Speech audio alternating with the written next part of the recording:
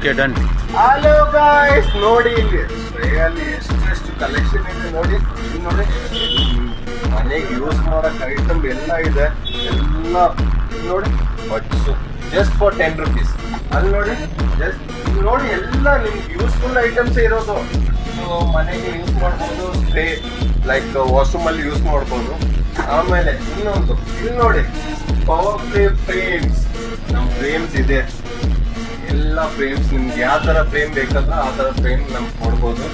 It's just for 140 rupees. ನೋಡಿ, 2 ಸಿಗುತ್ತೆ 140ಗೆ ಅಷ್ಟೇ.